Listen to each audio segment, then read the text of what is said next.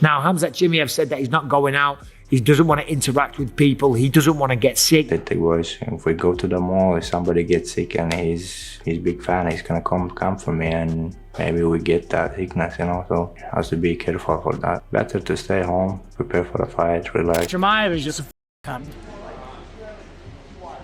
I mean, I was here when he retired from COVID, bro. I was training with him. Like, he's just a cunt. When you look at Khamzat, you have to look at him when he jumps on you, you better be ready for the best.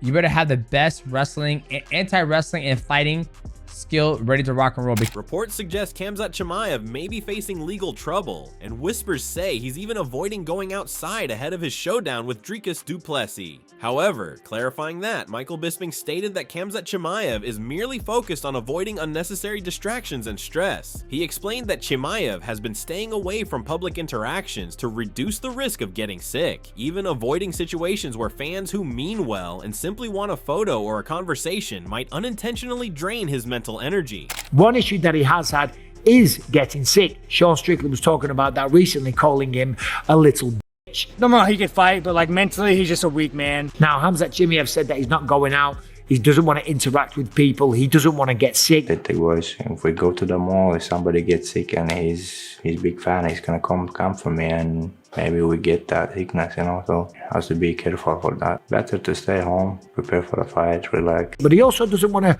have his time and his mind stressed. All these people and fans, they all mean well and they want to talk to you. They want to get a picture.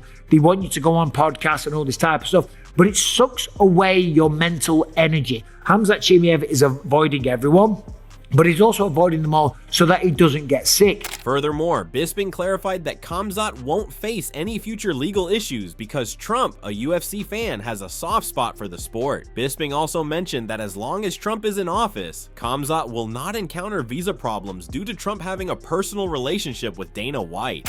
It's because he was struggling to get a work visa in the United States of America. Of course, this fight is going down in Chicago. Dana White, UFC president, of course, is very close friends and has a special relationship with Donald Trump. So regardless, they've made that happen. So I don't think getting into the States is going to be an issue. If Khamzat Chimaev does beat Dricus du Plessis, and that's a big if, by the way, I don't think getting into the States is going to be a problem. Certainly not under his championship run. Donald Trump has got another 3 years in the Oval Office. Of course, a lot of people are going to be trying to impeach the guy, but he's got another 3 years, give or take, in the Oval Office. So Khamzat Chimaev, in the prime of his career, is going to have absolutely no problem getting into America.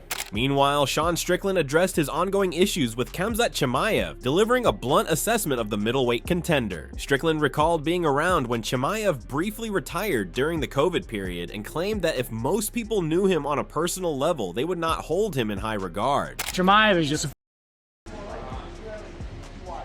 I mean, I was here when he retired from COVID, bro. I was training with him. Like, he's just a fucking, you know, it's like, if you knew, I always say there's guys, if you knew on a personal level you wouldn't like, Chimaev is one of those people if you knew you wouldn't like.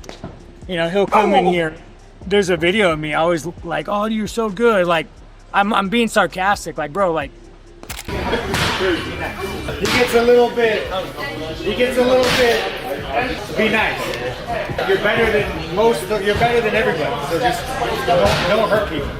In addition, he criticized Chimaev for targeting a 1-1 opponent of similar height to his own rather than challenging higher-level UFC fighters, suggesting it was a sign of picking an easy fight. While acknowledging Chimaev's fighting ability, Strickland labeled him mentally weak. You go and you fucking starch this 1-1 guy when there's like Edmund, there's like high-level UFC fighters, and you're picking the 1-1 fighter because like you think he's the same height as your opponent. No, you're picking him because you're a bitch, dude. Like, it's just, yeah, he's just like, no, he could fight, but like mentally, he's just a weak man. You know, he's just a weak man. On a different note, Din Thomas clarified his earlier comments about Khamzat, explaining that his initial statement about Khamzat's inconsistent fighting style gained attention. Din mentioned that since Khamzat, as a contender, didn't fight frequently, his point was simply that as a champion, he can't be expected to be more active. Yeah, he made a whole post. Bilal Muhammad made a whole post like, what the bleep is Dean Thomas talking about? Oh, he did? I swear it. I was like, yo, I'm flattered, honestly. I'm flattered by the attention from that. But I thought I was stating the obvious. I'm like, we got a guy who has been averaging one fight a year for one reason or another. And everybody's like, oh yeah, but this excuse and that's just like that. The excuses are not what I'm talking about. I'm talking about he hasn't. It's irrelevant to the fact that as a contender, he only fights one time a year. Imagine him as champion that's got media obligations and his life blows up. This guy's going, when is he? I mean, was it good for the division when John Jones became heavyweight champ? At the same time, Dricus du Plessis predicted that his fight with Khamzat Chimaev will be pure chaos from start to finish. He said he does not expect Chimaev to change his approach, and he has no intention of changing his own. His goal is to go in and beat him, to overwhelm him, and not simply defend takedowns. It's going to be absolute chaos. I just think, I don't see him coming in with a different game plan, and me neither. I'm going out there to attack. I'm going there to kill him. I'm not going out there to defend Khamzat's takedowns. I'm not going out there to defend. I'm going there to attack. So, like every other time, and everybody said it's impossible. Not this guy. Not this guy.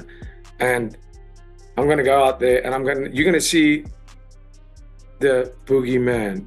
You're going to see him break. You're going to see him break in there, and then realize there's only one boogeyman, and that's me. In the middleweight division, there can be only one boogeyman, and that will be me. Building on that, du Plessis explained that his focus will be on attacking, believing that the fight may look slightly different, but could mirror the success Gilbert Burns and Kamaru Usman had against Chimaev in pushing him to his limits. I think it's going to look a little bit different. I mean, if you look at the Gilbert Burns fight and the success he had with Khamzat, that's a very, very good. Even with the Usman fight, Usman was, people don't just go and defend against him. He was forced. Usman was forced to defend, and he did a great job. And then he started with his offensive wrestling and showing Khamzat that he's not the only one that can wrestle in there. I think that was a big key in that fight, which made it a very close fight. And then Gilbert Burns being an absolute animal, also not being scared of Khamzat wrestling and going for it, attacking. This game doesn't work by defense. You don't win fights by defending. You win fights by attacking. Similarly, Demetrius Johnson stated that when you face Khamzat Chimaev, you have to be fully prepared for the best. He emphasized the need for top-level wrestling, anti-wrestling, and overall fighting skills because once Khamzat gets a hold of you, he will drive the fight to where he is most comfortable and dominant. From there, Khamzat will hold position, study your reactions, and ultimately take you down. When you look at Khamzat, you have to look at him when he jumps on you, you better be ready for the best. You better have the best wrestling, anti-wrestling, and fighting skill ready to rock and roll, because once he locks on, he's going to be looking to go to that position, which I call it home. He's going to sit there and wait, and then he's going to, let's see what you're going to do. Once you start the post, he's going to take out that post. He takes out the post. He's going to jump to the other side, take out the other post, get his hooks in, and beat you up until you give him your neck or neck crank, and he's going to take it. Furthermore, Demetrius Johnson went on to say that Khamzat Chimaev has little interest in striking exchanges. According to him, if Khamzat had it his way, he would rely solely on his wrestling, spending every round taking opponents down and controlling them on the mat. That's what he wants to do. He doesn't want to do anything on the feet. If he could, he would wrestle. Additionally, Michael Bisping stated that this fight will reveal whether Khamzat Chimaev can remain explosive and dangerous for a full 5 rounds, as Dricus du Plessis is an extremely tough opponent and presents a difficult stylistic matchup. He pointed out how Chimaev faded against Gilbert Burns and Kamaru Usman after the opening round, adding that if he experienced those struggles at welterweight, he is likely to face similar challenges against du Plessis. We're going to see now if Khamzat Chimaev can be explosive and be a threat throughout 5 rounds, because Dricus du Plessis is a really tough guy, and stylistically it's a tough matchup, okay? Khamzat struggled with Gilbert Burns after round 1, he struggled with Kamaru Usman after round 1. Well, if he struggled with 2 welterweights that blew up to 185, talking about Kamaru, he's certainly going to struggle with Dricus du Plessis. Du Plessis is a gigantic middleweight, walks around at about 230 pounds, diets down to 185. He's got excellent jiu-jitsu. We've seen the videos of him tapping out multiple black belts. He's spoken quite openly that he's going to beat Khamzat at his own game. He's going to go toe-to-toe. He's going to walk him down. He's going to choose to grapple with him and test him down there on the ground. However, Sean Strickland reflected on his fight with Dricus du Plessis, noting that du Plessis possesses a stronger stand-up game than Khamzat Chimaev, while Chimaev brings a highly dangerous grappling style. Strickland explained that he is capable of getting back to his feet and countering fighters like Chimaev, but questioned whether du Plessis has faced that level of wrestling pressure before. So I sparred. I mean, I fought Dricus. I fought Dricus. I fought. Dricus has better stand-up than Chimaev, but Chimaev has a pretty crazy grappling. Now, I've been training with these dadgy terrorists my entire life, so it's like I train with these. I know how to get up from these guys. I can withstand the storm. I don't know if he's encountered that level of wrestling to where it might get him a little off guard. Nonetheless, he suggested that if Du Plessis can withstand it and work his way up, he has a real shot, but warned that it will be challenging. Strickland pointed to Brad Tavares taking Du Plessis down and controlling him as a sign that he must be fully prepared for relentless ground pressure, adding that if he can endure it, he remains unbeaten. But if he could handle it, get up and work his way up, I mean, it's kind of hard because, it's a long time ago, but Brad took him down and held him down. Fuck, I should took him down. But Brad took him down and held him down, so it's like, he just really has to be ready for an extreme amount of pressure on the ground. And if he can withstand that, no, he's just kind of, again, he's like a soft man. Like, you take someone like Dricus. Dricus will die. That man doesn't give a Chimaev, he's just not Chimaev wins off being a bad guy. I'm a bad, tough, scary terrorist, where it's and if you look at everybody who's fought, that pulls this card, I'm like, all right, let's go. Shit starts changing. So I think he's just some kind of a bully. Echoing the uncertainty, Josh Thompson said he has no dislike for Khamzat Chimaev, but focuses on the concerns surrounding his endurance. He questioned what Chimaev will look like after the first round and a half, and whether Dricus Du Plessis can weather that early storm. Thompson believes that if Du Plessis can make it through the first round, there is a strong chance he can also push through rounds 2, 3, and 4 and get Khamzat out of there at the same time during one of those rounds. I love watching the guy fight. He's a fantastic athlete. And I actually kind of feel, I feel that I have been vindicated by a lot of the other media that has also kind of said exactly what I've said. The concerns will be, what will he be at? What will he be like after rounds 1.5? Going into round 2, can DDP survive rounds 1, maybe even possibly 2? Can he survive? If he can survive round 1, I think he survives round 2, 3, 4, 5. That's where I'm at. If you can survive round 1, I think DDP has a really good chance of surviving rounds 2, 3, 4, and 5, and possibly even getting Chimaev out of there by rounds 2, 3, 4, and 5. Moreover, Brendan Schaub described this matchup as the biggest middleweight title fight in a long time. He admitted he couldn't choose a winner, noting that both fighters are just that good. The big fight's next, not this Saturday, but the following Saturday. That's when you got DDP Khamzat. I cannot Which to me is I cannot wait. The greatest middleweight title fight in I don't know how long, man. Yeah, truly, right? So good. Your money is on Khamzat? I can't say that. You can't say that. No. DDP's so good, man.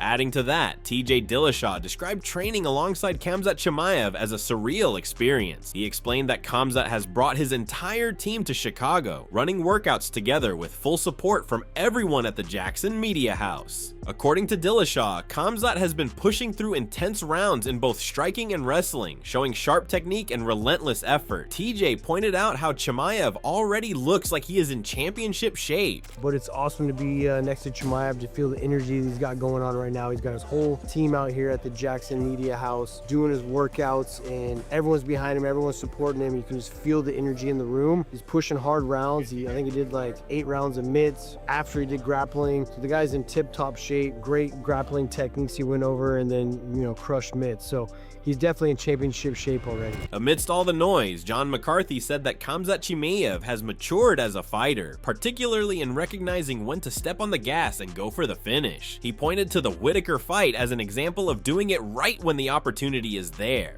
And I've said it before, I look at this fight and I think Chimaev has really grown as a fighter, and grown in the fact that he understands, hey, if I'm given the opportunity, I'm going to step on the gas and go after this guy, and I'm going to try to get rid of him, just like he did with Whitaker, which is, hey, that's the right thing to do when you have the opportunity. However, McCarthy warned against forcing that kind of overwhelming pace in the first round, as it can drain so much energy that it affects the rest of the fight. He stressed that no matter how good a fighter's conditioning is, everyone gets tired, and it's about how well you recover and adapt afterwards. But don't force the opportunity. Don't force yourself into being this overwhelming, hurricane coming after someone that you're burning so much energy in that, first round activity that you don't have it for the next. And no matter what, I don't care how good a shape you're in, everyone will get tired. Okay. It's a matter of how are you going to recover from being tired, and how does that, set up in your fight. Likewise, Michael Bisping praised Dricus du Plessis as a big, strong fighter with a solid gas tank, an excellent chin, and knockout power. He said this matchup will show whether Khamzat Chimaev can sustain his pace over 5 rounds, warning that if he cannot, he will find himself in serious trouble. He's big, he's strong, he's got a good gas tank, he's got an excellent chin, and he's got knockout power. So we are going to see if Khamzat Chimaev can really push it over 5 rounds, because if he can't, he's going to be in a lot of trouble. At the same time, Bisping also praised Khamzat Chimaev, highlighting his exceptional wrestling skills and impressive takedown shots. He mentioned that Chimaev can cover remarkable distances, often shooting from unlikely ranges and still succeeding due to his explosive power. Bisping implied that Chimaev must be very strong, as once he closes in and secures a grip, his opponent is usually brought down. However, he also noted Chimaev's tendency to tire after the opening rounds. Khamzat Chimaev is just ridiculous, right? The wrestling on this guy is phenomenal. The way that he shoots a double leg and closes and covers so much distance, it's wild. He shoots from so far out that it shouldn't work, but he's so explosive and so powerful, he makes it work. He closes the distance, and all he needs to do is get a hold of you. So I assume that Khamzat is also ridiculously strong as well, because he's fast, powerful, he's explosive, he's got good wrestling, and if he gets his hands on you, you're going down, okay? But as we know, he gets tired after the first round. However, Dricus du Plessis believes his grappling is being underestimated simply because fans have not seen much of it. Du Plessis emphasized that while his grappling and wrestling are often overlooked, he is a complete mixed martial artist who can strike with anyone and grapple with anyone. And when it comes to putting everything together, he considers himself the best in the world. Absolutely. I think I just don't think people have seen a lot of it, so it changes the game. I think if, Khamzat mentioned it, he said, Robert Whittaker took me down. He did. He got a good time takedown. I got up very easily. When Rob took me down, I got up with no problems, took him down, and I dominated him on the floor. Yeah, I mean, I guess people haven't seen too much of my grappling and wrestling that much, but at the end of the day, I'm a complete MMA fighter, and that's why I'm the best in the world. I can strike with anyone, I can grapple with anyone, I can wrestle with anyone, but when it comes to putting it all together, I'm the best in the world. Building on that, Drakkar Klose shared his prediction for the fight, saying that if the bout extends beyond 2 rounds, he believes Dricus du Plessis will come out on top. However, he acknowledged that anything can happen in the opening rounds, and if the fight ends early, it could very well be Khamzat Chimaev's night. In the end, Klose ultimately picked DDP to get the win. I think if it goes past 2 rounds, I think DDP is going to win. But, anything, 1 to 2 rounds, Khamzat. What do you think's more likely? I could see DDP winning. Who you got in that, Dre? I think if it goes over 2 rounds, I got DDP, but If someone's giving you 10K, what are you doing? I'm going to go DDP. I think DDP too, dude. He's awkward, just... When you're not, when people are used to, I think even pros and when we spar amateurs do completely different. And you get hit with hey, you're not supposed to go that way. And I kind of see that's how DDP is. It's he's still kind of green, but he brings people to his level. Looking at this matchup, John McCarthy noted that Dricus du Plessis isn't necessarily the most impressive pure grappler or striker, but what makes him stand out is his engine. For a big, strong fighter, DDP can keep pushing even when fatigued, and that says a lot about his mentality inside the cage. I look at this fight, and DDP he's not impressive in the fact that, he's this fantastic grappler. He's not impressive when you look and you say, he's this incredible striker. Where DDP is impressive is he's got a motor for a big, strong guy. He can continue to go, and even when you look and you go, he's tired, he still pushes, which says up here, he's an incredibly mentally tough individual.